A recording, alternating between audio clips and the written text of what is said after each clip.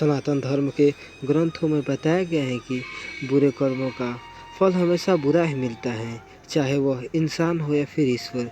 इसका एक उदाहरण माता सीता है, जिसका जिक्र रामायण में किया गया है। माता सीता को एक तोते का श्राप मिला था, जिसकी वजह से उनको भगवान राम से अलग होना पड़ा। पहले माता सीता को वनवास के दौरान रावण अपहरण कर लेता है और फिर उनका वध करने के बाद माता सीता राम के साथ अयोध्या वापस आ जाती है। फिर धोबी की वजह से माता सीता को फिर से अलग होना पड़ जाता है।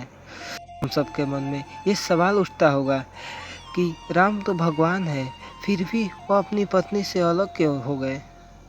पुराणों के अनुसार माता सीता बाल्यावस्था में अपनी सहेलियों के संग बगीचे में खेल रही थी। वहीं बगीचे में एक तोते का जोड़ा पेड़ पर बैठा हुआ था। तोते का जोड़ा भगवान राम और माता सीता के बारे में बात कर रहा था। उनकी बातें सुनकर माता सीता का ध्यान उन पर चला गया।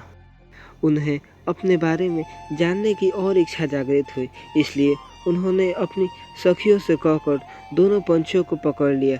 फिर उन दोनों को पुचकार कर पूछा कि भविष्य के बारे में इतना ज्ञान कहाँ से प्राप्त हुआ। तब पंछियों ने बताया कि इससे पहले वह महर्षि वाल्मीकि के आश्रम में रहते थे, जहाँ हर रोज राम और सीता के जीवन के बारे में बताया जाता है।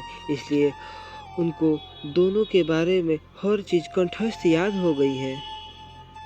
सीता जी ने पंछियों से कहा कि जिस जनक पुत्री सीता की तुम लोग बात कर रहे हो वो मैं ही हूँ, और मुझे मेरे और राम के बारे में और भी बातें जाननी हैं। नर तोते ने कहा कि हे सीता, आपका विवाह अयोध्या के राजा दशरथ के ज्येष्ठ पुत्र राम के साथ आपका विवाह होगा और आपकी जोड़ी तीनों लोकों में सबसे अद्भुत होगी। सीता जी सवाल पूछती रही और दोनों तोते जवाब देते रहे। सीता जी ने कहा कि जब तक मेरा विवाह नहीं हो जाता तुम दोनों मेरे साथ राजमहल में रहोगे और तुम्हें वहाँ पर सारी सुख सुविधाएं मिलेंगी।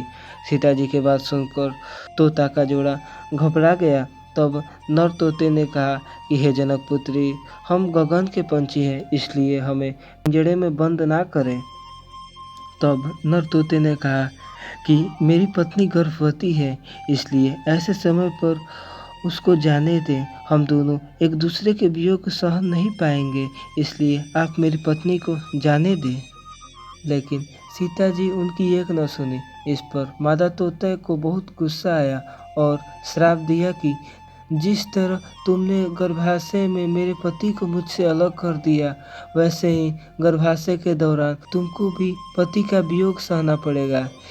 इतना कहते ही मादा तोते ने अपना प्राण त्याग दिया। मादा तोते के प्राण त्यागते ही कुछ समय बाद नर तोता भी अपनी पत्नी के वियोग में प्राण त्याग दिया।